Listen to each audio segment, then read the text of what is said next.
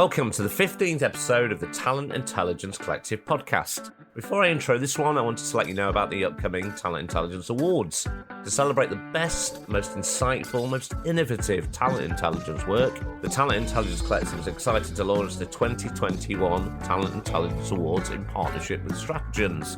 If you want to showcase your work, check out the link in the description of this podcast or the post it's been shared in. The entry form isn't too laborious, but the deadline for entries is the 15th of November, so you'll need to get a move on. Anyway, back to the episode. In this one, me, Alan Walker, Alison Ettridge and Toby Coulshaw co-hosted an episode where we spoke to Randy Bailey of Walmart. As a talent intelligence leader in the world's largest retailer, the length and breadth of the work that Randy gets involved in is incredible. We spoke about that and about Randy's journey from sourcing Grandmaster, and what that is, to talent intelligence leader. This was a different and very inspiring episode. Get listening, get learning, and have fun. Before we get on with the main event, I just wanted to remind you that this podcast is proudly sponsored by our friends at Stratigens, and here's a very well-spoken chap to tell you a little bit more about them. Stratigens gives HR leaders the data they need to transform businesses with the speed and ease required in today's world. If you're ready to make decisions that aren't lengthy, costly, one-dimensional, or based on gut feeling, visit stratigens.com. That's stratigens.com to register for a Wednesday demo drop-in and find out more.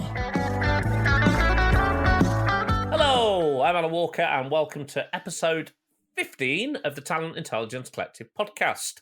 I'm joined by my co-hosts Alison Ettridge of Talent Intuition and Toby Coulshaw of Amazon. Say hello, guys. Hello. Hello. Well, unfortunately, no Nick Brooks today. He's settling into a new role. More on that on the next podcast when he will be back with us. And of course, this show, as ever, is nothing without our guests. And this time we have a long-time fan of the show with us, the wonderful Randy Bailey. Welcome to the podcast, Randy. Why don't you quickly introduce yourself? Hello, I'm, I don't even know what my title is nowadays, but talent intelligence leader, I guess, or consultant for Walmart. I've been with Walmart going on 6 years and within a variety of roles. My background is in sourcing. My claim to fame is I'm a SourceCon Grandmaster. I won the Grandmaster Challenge in 2017, where I beat the AI to win the title. So I certainly take a top of funnel sourcing look through TI through a sourcing lens approach to things. That's me in a nutshell. Excellent. I think it's fair to say you're probably our first ever Grandmaster. I think that's accurate. I don't recall anyone else telling us that they were a Grandmaster of anything. So we are unique, Randy. And it's great to have you on the show. I think me and my co-hosts and our listeners, of course, are going to really looking forward to hearing more about you and your work at Walmart.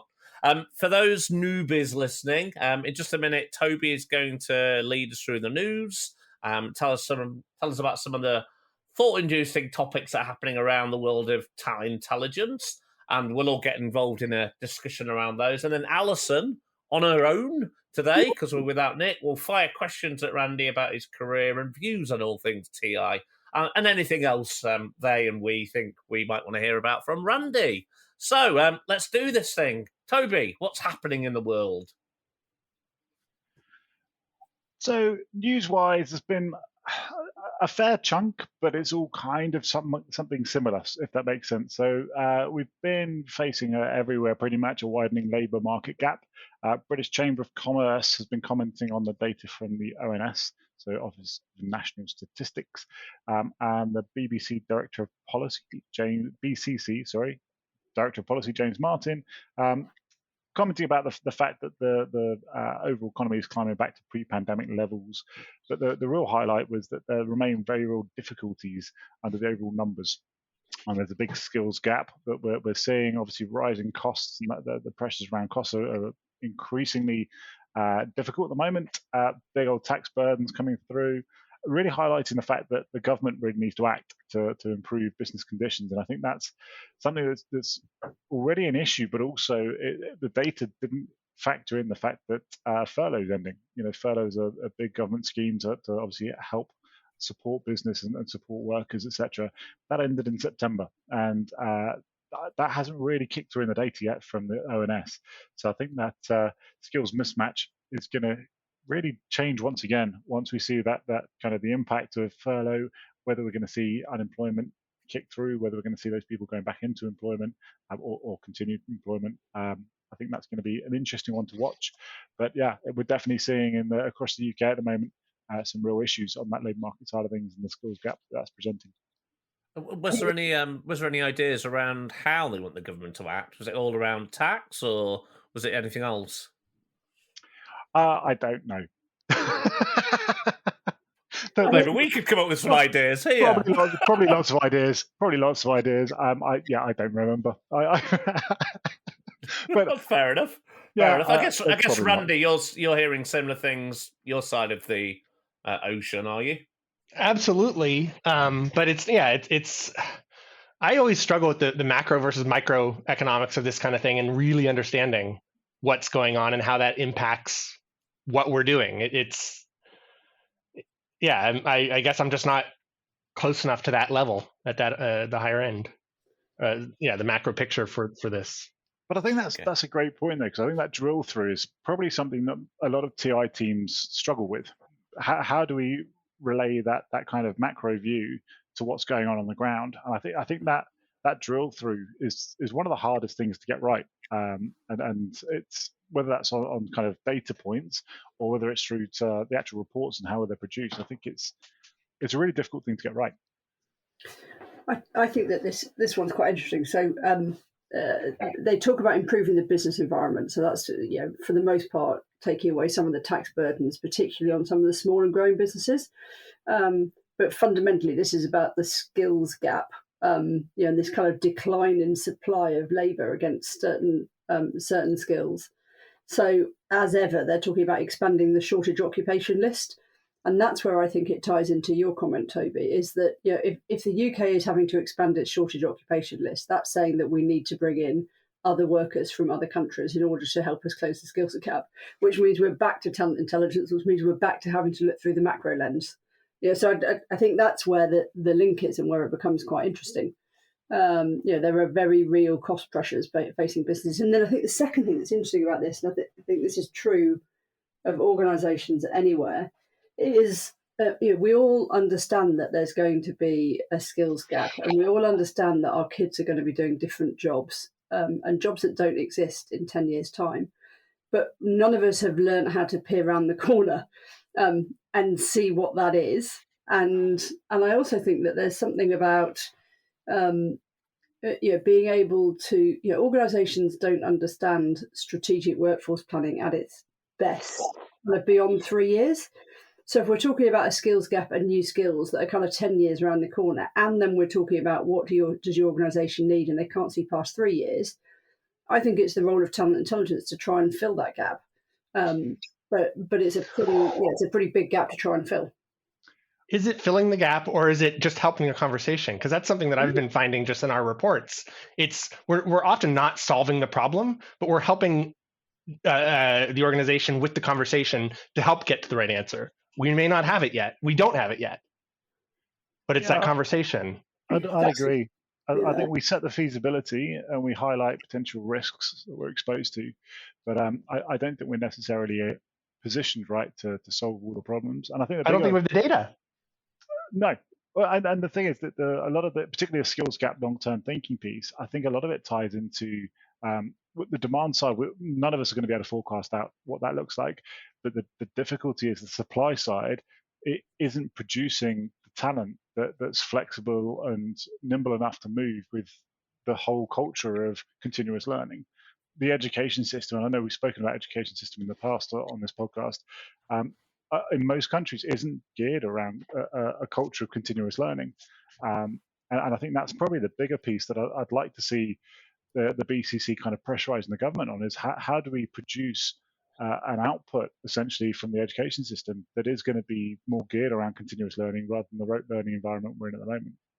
I think that's the key. No, just real quick. I think that's the key, is the continuous learning. But at the same time, to your earlier point, is their crystal ball any better than anybody else's? Like, that's what it boils down to. Who we don't know what the future is yet, and I don't know if we're going to be able to. Yeah, I think that's true, and I think there's a more tactical use as well, which is, it's the job of talent intelligence. This is where you can use data, right? You can say, okay, the people that you need, there's a skills gap for, but these are the people that have got skills that are adjacent to them. And these are the industries that they're in. That we can do. That we can be doing right now, and that comes into Randy's world, right? Which is, okay, what happens if we source in different places? What happens if we think through a talent acquisition lens in different places? And that's educating the line managers around some of the transferable skills that they should be looking at. Yeah, I completely agree. Completely agree. Excellent. So what else is happening, Toby? Well, one of the other bits that was quite interesting ties into what Alison was saying earlier about if the BCC are saying to the government, look, we need to increase the list of people that we can have coming in and make it easier for people to come in from Europe with the skills we need, etc. The sad state of affairs is Europe is also facing a tough environment. So that the labour market slack in Europe fell for the second quarter. Eurostat were reporting, and that's basically the percentage of people in the external labour force aged 20 to 64. That at the moment it's about 13.8%, and that's the people that have an unmet need for employment, which is, there's a whole definition around unmet need, and it's around the desire to be employed versus deliberately not wanting to be employed, etc. But that's falling, and at the same time, the employment rate is going from around 72.8%, increasing a little bit by 0.7 percentage points compared to the first quarter. So Europe itself is facing a period where you're having less people essentially that are in that unmet need for employment. So you get less people that are actually looking for work overall, and you get an increase in the total employment rate. So even if the UK do some of these pieces that the BCC is suggesting, it's not a silver bullet necessarily. It's not going to say that we're suddenly going to see an influx of talent and a talent that's going to bridge this gap. Because, as I say, Europe itself is facing a bit of a tough labour market situation as well. So just a quick question about this. Is this the same as what, like in the US, they refer to as people falling out of the labor market, or I guess when you are no longer getting unemployment? I don't think we track the same thing in the US that I've heard of anyway. I'm not sure around the definitional differences. I think there's probably something very similar. Essentially, there would have to be, I would assume, but I've never heard of it. I think each market seems to track theirs in slightly different definitions, depending on the politicians at the top and how they want to track it and how they want to reflect. Essentially, you have kind of the overall unemployment rate, but it's the percentage of the market that want to be employed and can be employed versus the overall rate of people that aren't employed in the market, if that makes sense. So the long-term unemployed versus the people that are on medical disability, for example. For these sorts of numbers, medical disability would be carved out because they wouldn't have, by definition in this, the unmet need for employment necessarily. But I think it's just, the kind of overall picture is the talent market is really tight, right? Anybody who's at the front of talent acquisition right now knows that really wherever you are in the world, it's not easy to hire. I think what's interesting is that we all predicted that this was going to be after certain skills, whether that's data science skills or software engineering skills, or some quite a hard, what have always been relatively hard to find skills. I don't think any of us predicted that it would be widespread across all of the labour market. And everything from HGV drivers to care workers to whatever. And that's where I think the transferable skills come in. Which is, I'm not sure any of us saw. And it's not like there's fewer people, so it's kind of like, well, where are they going? And what are they doing, and what's the alternative? And I think that, Randy, ties into, are they dropping out of the labour market and just doing something else? Well, that's what you always hear. I've heard about in the US is just I think we track the unemployment. Yep. And then when somebody falls off of unemployment, and they talked about this at the 2009 downturn, that people, the long-term unemployed, but I've not heard of these types of statistics, but they sound like they'd be a good thing to track if we don't, but I'm not an economist. So. I think they're just going to tell you it's a nightmare to hire, Randy. Yes. Okay. But actually that ties into the last news thing, doesn't it, which is linked to the prize that David Card's got, Toby. Indeed, you're leading me into it beautifully with the economics piece. So David Card as you say, has just won the Nobel Economics Prize, and he's a labour market expert. Essentially, his work was core to securing the UK's minimum wage. So he did some research back in, I want to say, late 90s, where he was looking at the employment rate in New Jersey and New Jersey restaurants, and it saw that it actually increased after the minimum wage was raised. And that work's been widely cited, but it was really grabbed by Gordon Brown. And then the economics advisor at the time was Ed Balls. And that was used to justify their plans for UK national minimum wage, which was introduced in 1999. But yeah, David Card, along with a couple of others, Joshua Angri and Guido Imbens. Apologies to Joshua and Guido, I've probably murdered your names there. And yeah, they've won the Nobel Prize for economics, which is very exciting.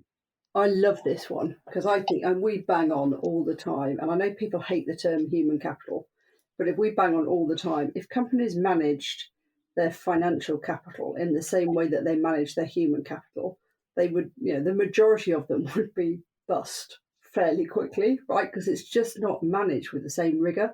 And the reason I love this is it's a fundamental link between labour market, cost, economics, and success. I just think it's a link that is missing in the language of many people teams around the globe. It's getting better, but it's missing in the language, and I think it's because we're scared about talking about human capital because of some of the kind of connotations that might have. Well, if in bringing the U.S. Politics into it, Reaganomics of trickle-down economics, this is like completely going against or the opposite direction of Reaganomics. Completely. Do you think, Randy, do you think that's changing? We're seeing a lot of kind of the pictures online at the moment around companies that are being very explicit about what their hourly rate wage is going to be. And I saw one for, I think McDonald's put one on there for $21 an hour, for example. Do you think that we're seeing a change in the US? And do you think this is kind of a time to maybe for companies to look at this sort of research and say, well, actually, what is the return on investment of it? Not just the pure cost of empty seats up time and getting bums on seat, but are we seeing a better quality of candidate coming through? Are we seeing a lower attrition rate? Are we seeing an improved in quality of output, etc.? Do you think this is a good moment to run these sorts of experiments? Politically, I don't think it's changing, unfortunately, at all. We're everything's so divisive here at the moment. It doesn't matter if you say the sky is blue; there'll be people that say it's not. It's green. It's just crazy in that regard. From the company perspective, I think the companies are just pragmatic, and right now, if in certain locations, I imagine McDonald's is not $21 everywhere, but in wherever that picture was taken, I saw it yesterday too, was the first thing that came to mind. And I've heard of things internally of various areas where it's harder to fill, where we are doing in certain roles things like that. So I think it's just supply and demand. Yeah, really interesting. I think, Toby, I want to add another news article which we didn't talk about, and I've only skim read this report, but it was launched today, and it's come out by a business called Talent Alpha, who are creating a kind of future of work platform, and they're calling it the Future of Work Report. And it's the A3 Work Revolution, and their 3 A's are anytime, any place, anywhere. And they're talking about work remotely, manage digitally, and engage anywhere talent. And I think that ties into this kind of supply demand, what's happening globally. I've skim read it. It looks ace, having skim read it, but I think it's probably worth a download for people as well. If it isn't, I'll say in the next podcast. Don't bother reading it. But I think it looks great. Absolutely. So I think that's all the news, isn't it, Toby? Well, there's one other very sneaky bit that I just wanted to flag up, and it's unsurprising, but recruiters are profiting massively given the tight labour market at the moment. So both Page Group and Hayes and Robert Walters in the UK have all posted very strong quarterly updates. And it's one of the directors, finance director Paul Venables from Hayes, that said this is the hottest market for permanent workers I've seen here since 2007.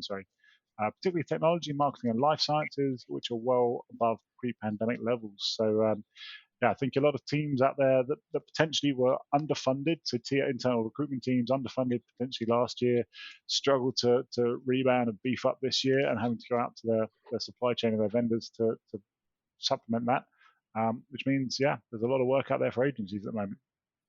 I think there was a report a few months ago that was saying that there's more recruiter job postings than software engineer job postings. That's right.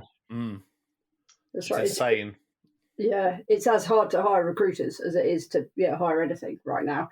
And it's just so they're struggling to meet demand as much as any other clients are. It's a really, really hot market.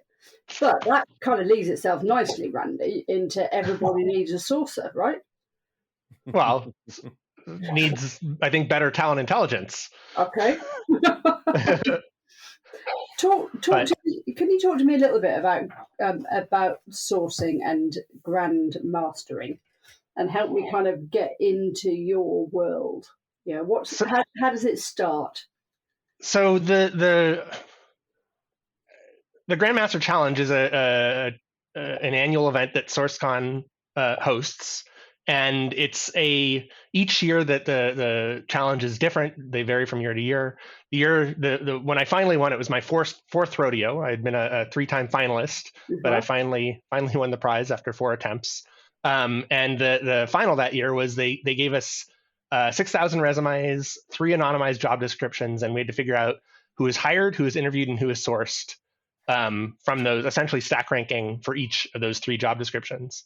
But the tie-in, I'd say, to talent intelligence is how to break down the challenge, like what is the business problem that we're trying to solve, and then how to use the data to meet that, or try to as I was saying, it's I don't know if we solve the problem usually, but we're helping continue the conversation or further the conversation from where it was.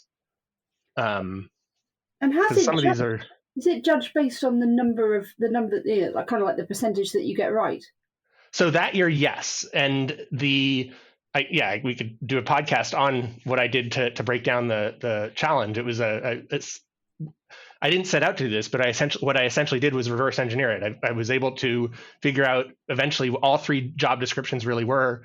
The first one I had tried, I put in a piece of the job description to Google, found some water company in San Bernardino or somewhere in an obscure part of California, and went and I found it was a sysadmin, and I could see the person. I went to LinkedIn, put in that title, found somebody who literally just hired, but I couldn't find his name. And I was like, wait, what? This person literally just started. He was obviously hired. Yeah. And then started breaking down the resume or the profile. And I tried the companies, that didn't work. But when I tried titles and school, because usually if I search any 2 or 3 data points on somebody, I can usually find the person. And then I was able to find the resume basically using some of the metadata, or not metadata, some of the secondary data from the resume. And from that, I could see, and I didn't fully go down this thought experiment during the challenge, but I could eventually tell that they were, which files had been edited. And had I been able to fully exhaust that, I would have reduced my 6,000 resumes down to 25. Oh, but wow. Again, that thought experiment I didn't figure out until after the challenge was over. But that was just the gist of reverse engineering. And I was able to do this for each profile. So I definitively knew that I got the 3 right because I was able to figure it out. And for the runners up, I was able to find 2 or 3 of the resume emails of the actual people. And I emailed them and I got 2 responses. And I was brutally honest in the email. I'm doing this contest, blah, blah, blah, blah. I just want to know, did you interview for this role? And the 2 responses I got said yes. So I got, I think 5 out of the 6, I know that I got right because I could then very confidently say, because one of the challenges was not knowing what I don't know. So that's the abridged version. What were you competing against, Randy? Or who were you competing against? So there were 9 other human contestants and then a mysterious 11th contestant, which was a bot. Cool. And the bot came in a distant third, 2 other humans tied for second, and then I came in first. And all the other 9 humans this was their first time being in the challenge. And when I won, one of the leaders had asked me, how much time did I spend? And I have no idea. I said conservatively 40 hours, but if somebody said, no, you spent 80, I'd say, okay, I believe that.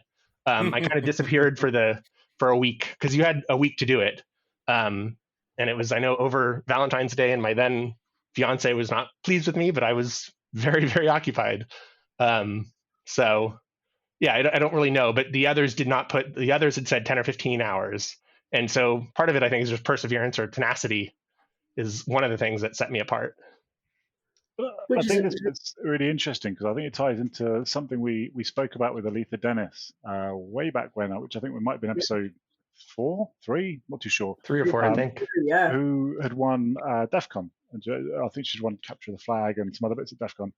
But I think there's a lot of similarities between what the SourceCon community are building from the sourcing side and the DEF CON, particularly this sort of challenge where you're doing the whole social engineering and reaching out to people and trying to find out information as well.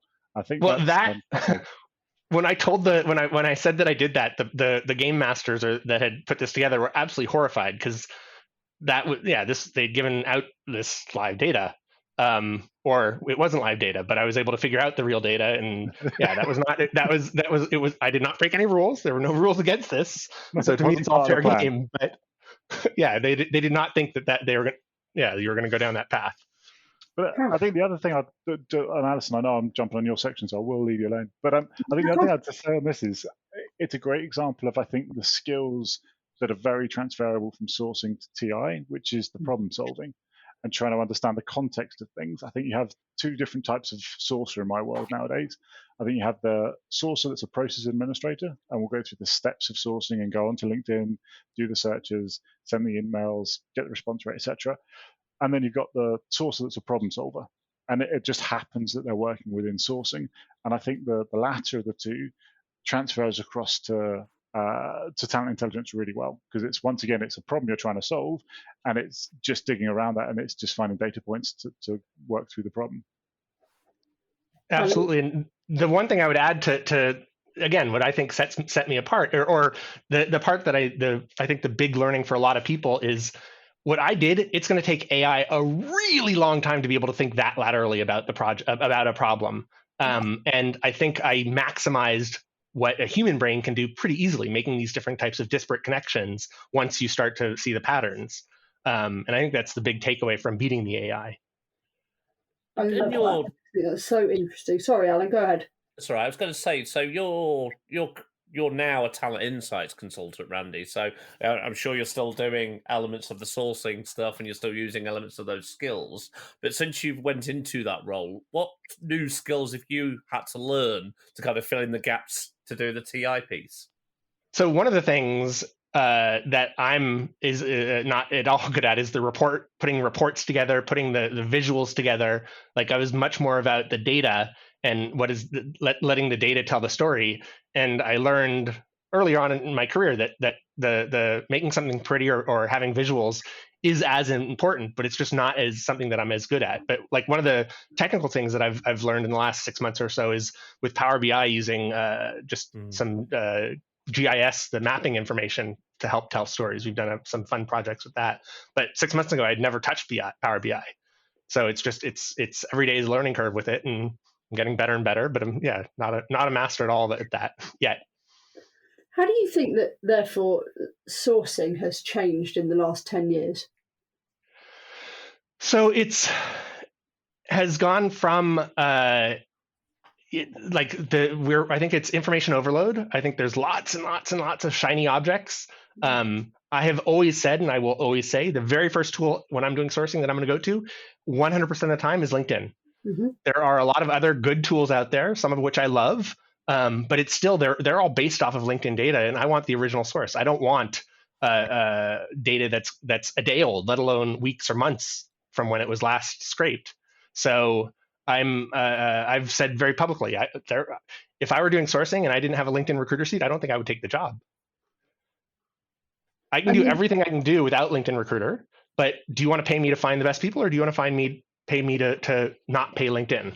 Yeah, exactly. No, I get that. And then how's that then changed in 10 years? So it's trying to then, I think we've migrated from that search to then figuring out how to engage and having contact information. And now it's using that contact information and trying to create that, start that conversation. But to be perfectly honest, that piece of sourcing I've never really done. I've done it, but it's not where I haven't done it a lot, and it's not what I usually say in interviews. It's not where I make magic happen. Okay. So where do you make magic happen? In finding the data sources, in finding pools of talent that we hadn't realized, in now being more strategic about how we're breaking down what the profile is and who we should be looking for. Can you talk through that? Talk me through an example, because that's really interesting, because that's kind of the move from, what else could you do with the data? Are you aggregating? Are you rolling it up? How are you informing hiring managers? Can you talk me through that?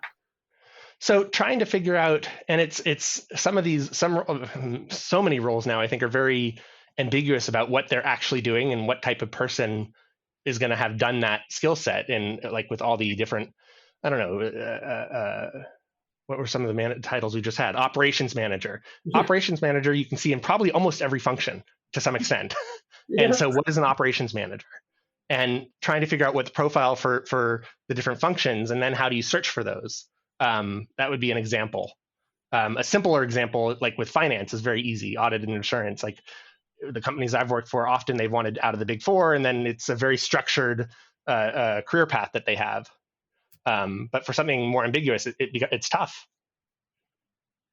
You talked earlier about retraining into Power BI and kind of adding that to your toolkit, which implies that you're not. It implies that the sourcing is much more about market insights in your world now, and kind of taking that data, and it's less about these are the individuals, and it's more about this is what the world looks like, right? Can you talk me through some of the sort of market insights projects and works that you've been doing where you can, either at Walmart or previously? So for the I can't give the specifics for like the location intel, but we were looking at for some of our sites that there had been some leaders that wanted to open some satellite offices in major metro areas, and the just cost benefit analysis of doing that. And the best way of demonstrating that was with Power BI. And I had started playing with it in an earlier project. And I guess part of it was just shiny object syndrome, where I was like excited about Power BI. So I applied that there, but it actually worked. It was helpful. So I think that's part of the just constant always learning, is sometimes you might be using something, not necessarily the best tool, but because it's something new and you want to continue to improve on it, you try to apply it. And it worked really well in this case. Do you think that, and this is probably for you and Toby, do you think that's where talent intelligence first starts to kind of make its way into the strategic room, is around location analysis, whether that's a satellite office or whether it's about skill supply or shared service centres and reduced cost? Do you think that's the kind of first easy in route where corporations can go, I get it, that's why it's important, or are there others? I think there's others. This was the first one that wasn't talent. Like, this came through HR for us. Okay. And our talent leader had said, sure, talk to our team. But we're still launching. We have not fully been publicized in our company. So it's a word of mouth. It's a relationship, like my relationships that I've built over 6 years. And we want to get to the point of not just having it be my relationships, but actually through, so the company knows that we exist, and we'll see what happens then. We'll probably be inundated. But yeah, at this point, it's largely relationship driven internally. No, I was going to ask you that next, because I think that's quite interesting, because from the outside looking in, there is an impression that Walmart, this is my impression probably, Toby, I'm putting words in your mouth, that Walmart doesn't have a kind of big dedicated talent intelligence function, but that it's doing some great work. And are you seeing that? How has TI grown in Walmart? And how are you building the business case? The formal TI, I'd say, so yeah, Toby and I, we were talking about this the other day, that we keep running up against, there are teams that are doing similar stuff. And then how do you differentiate? How do you learn to play together and share tools and toys, as I like to refer to them? But there's a lot of different teams that are doing similar things. And that's, our TI team is small and mighty. But I think we've got a lot of other teams that are, whether it be talent management, whether it be compensation, whether it be talent architecture, that are all doing similar, like we are doing similar things, but I think we serve different clients and customers. So it's trying to aggregate some of that and bring it together. I wonder whether that happens in loads of businesses of, kind of your size and Amazon size, is that actually, they're kind of within a division, there's a great idea, there's a bright spark, they set it up, they lead it. There are lots of small and mighty teams. And actually it takes, I don't know what it takes, but it takes something to then kind of build that into a big machine, which is one team that are all kind of united around particular business problems. I think for me, it depends on the organization and the culture. So I think if you're a centralized organization, you have centralized people analytics, you have centralized TA, you have centralized marketing, etc., then it's a lot easier. I'm not saying it's easy, but it's easier to build that single source of truth and that single source of TI and build out a team that you can then scale.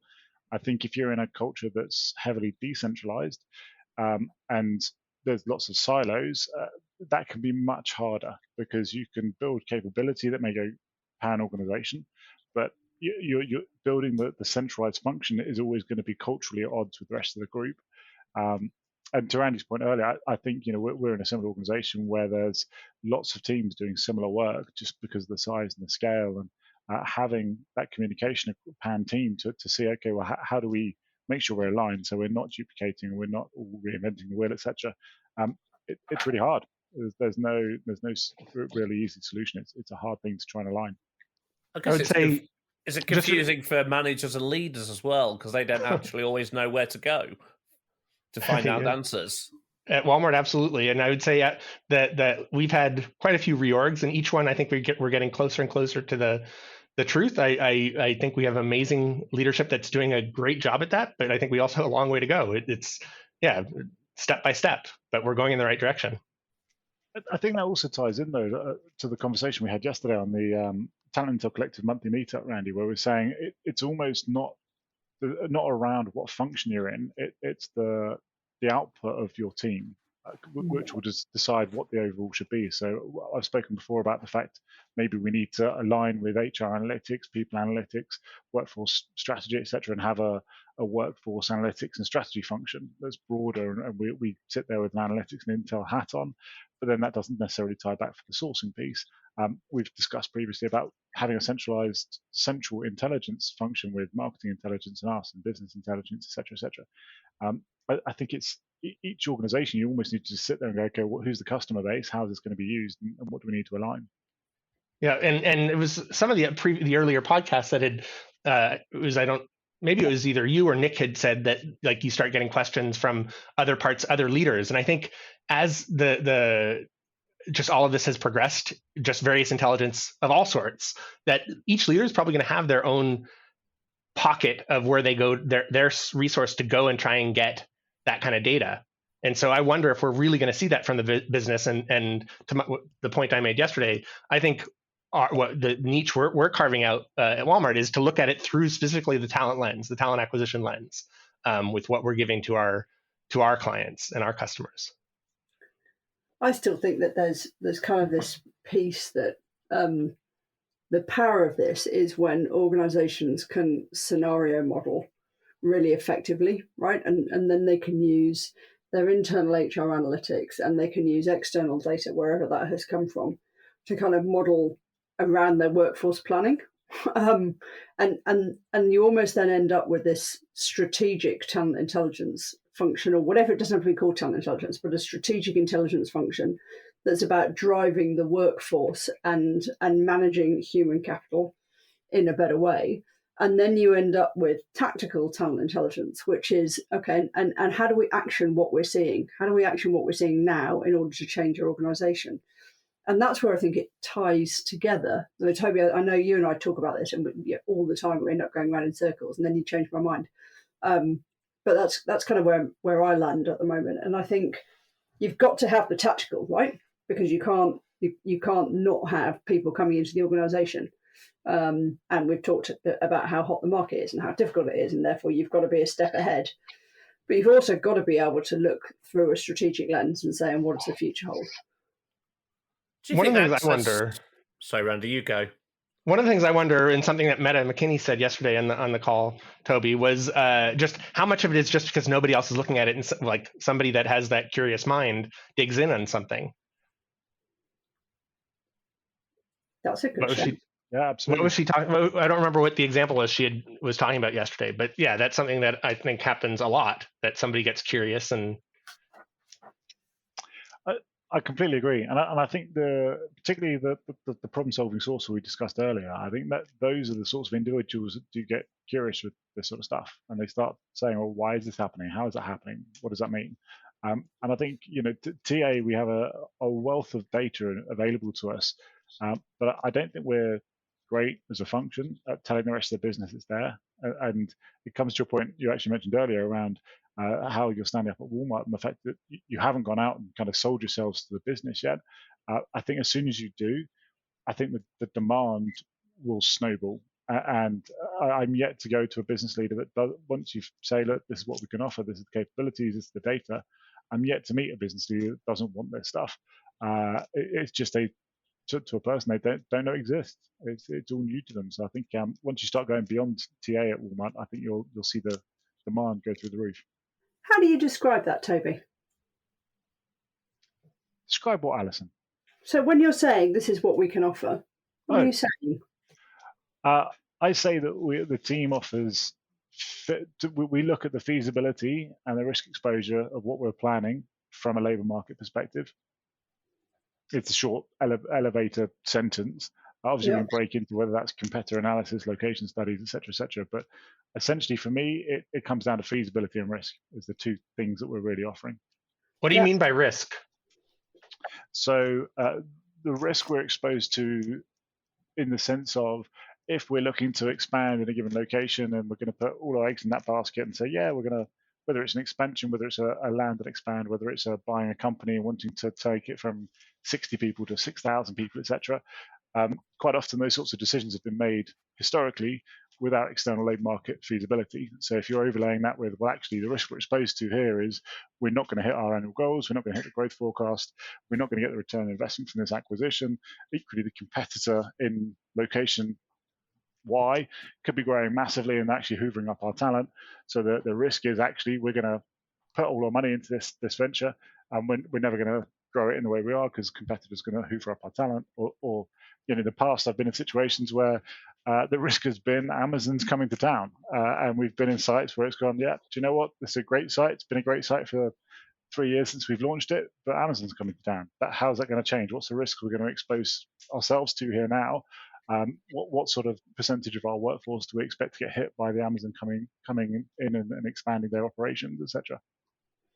And that for me is really interesting because that's where it's all about using the language that the business leaders understand, right? They understand feasibility, they understand risk, they understand competitor advantage. They don't necessarily understand talent, and that's not that they don't want to. They just think it sits somewhere else, right? It's more operational, whereas risk feels more strategic to them. And so whilst you're right, I think the skills need to be curiosity-led for a talent intelligence team. You've got to have leaders in functions who can speak that commercial language. And that's why, Randy, you were saying earlier, it's me and my black book and the relationships that I'm building, because you're the one that's putting it into a language that they can understand. Well, storytelling. Yeah, exactly. But storytelling in a language that makes sense, right? Which is, what's the stuff that matters to me? What's the stuff that's on my radar right now? Are we going to hit our annual goals? Well, breaking down that problem statement, which is something else that always seems to be a challenge. We get asked for some like ambiguous X, but that's not actually what they want. They have a much deeper business challenge that they're trying to solve, but that's not how they're thinking about it when they first ask. So it's trying to flush that out from the stakeholder.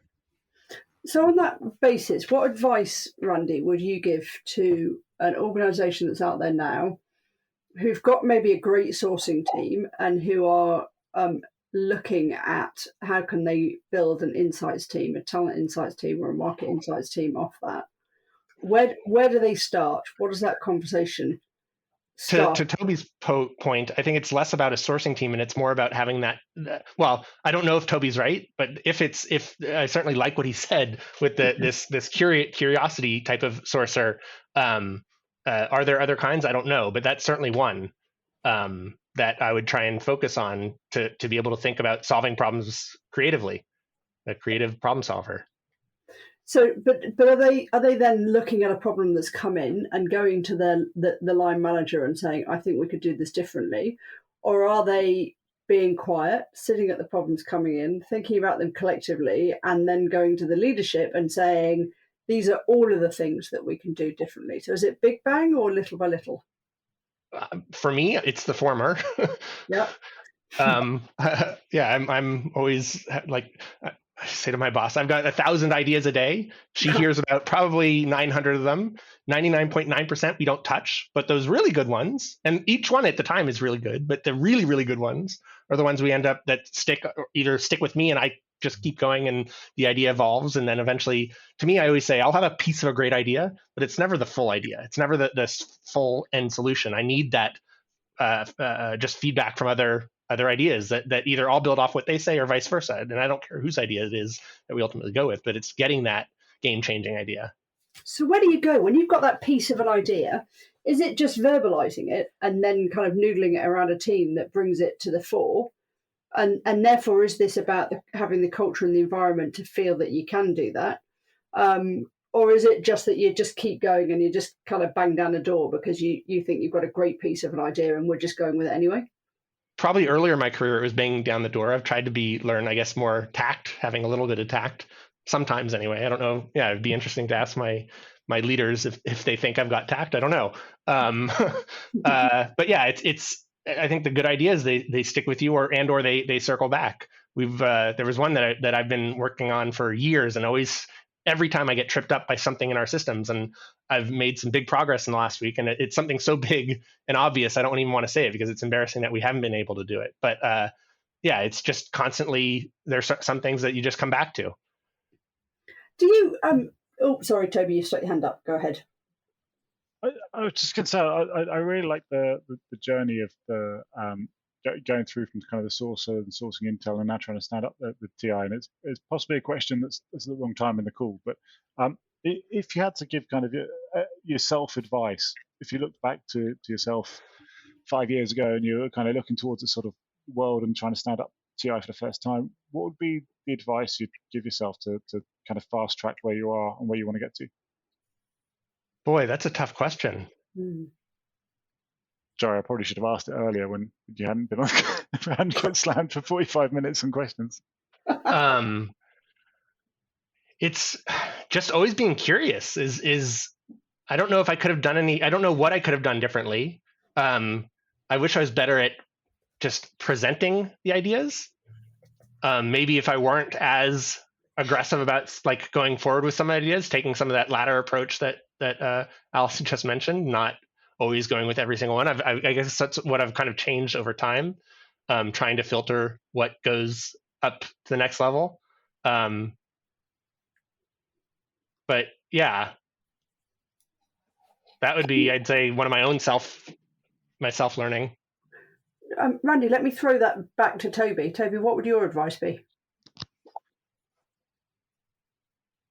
Oh, I do these so I don't have to answer the questions. That's tough. And then not I would say be bolder and be more, ironically opposite of Randy's piece earlier, be more aggressive. I think I consistently have held back and not pushed this as hard or as fast as I think it could have gone. I'd say generally we try and be conservative and hire more junior teams because we don't want to have a massive cost associated with the function and massive magnifying glass looking at what we're doing, etc. immediately. All those teams have always done amazing work, but I think it's making it tougher for them because they don't have lots of experienced people in there to help stand them up. So I'd say be bolder, hire more experienced people earlier, be more aggressive with the function, and yeah, back the function. But I'm only saying that because I've had whatever 10 years doing this stuff, and I can see how well it's landing with the business. And were the businesses ready for it 10 years ago? Probably not. So I think that's what I'd probably say if I was starting up now. What I would add to that is having diverse skill sets and backgrounds is, I think, 100%. So important. And maybe that's also just my need for the collaboration that I value that so much. But I think that's also really just it gets to a better end result. Yeah, completely agree. So true. So the sourcing, the market intelligence, the library science, like a Megan, that just as diverse as we can get, to bring those different ideas and thoughts to the forefront, because no one person's going to have all the answers. No, but the collective have all got a piece of the puzzle, and that's what builds the picture. Love it. Exactly. I think, guys, given we had such a short news section, Toby, I think it's and we've been grilling Randy for what feels like I love it. hours now. I think it's probably time to bring the thing to a natural stop or an unnatural stop, depending on how you determine me butting in and telling everyone we're going to stop. I think we need to release Randy back into the real world. It's been great having you on the show, Randy. How was the experience for you? It was awesome. I was pinging Toby a little bit beforehand that I was feeling a little bit anxious about it, just because I didn't know what I was going to talk about. But once I get into these things, it's always fun, and this was awesome. Allison, you asked some brilliant questions. Yay! Everybody. Yeah, I got a yay and everything. We missed the yay at the beginning. I forgot to press the button at the beginning. But look, Randy, thanks so much for coming on. It's you've been brilliant. You've been absolutely fantastic. And to everyone listening, as ever, thanks for all the support that you give to us. Keep telling your friends about us. And to the point earlier, somebody said around the collective being best at answering questions. Hopefully the Talent Intelligence Collective podcast is great at answering the questions of some of our listeners. So stay intelligent, folks. Thanks a lot. Bye. Bye.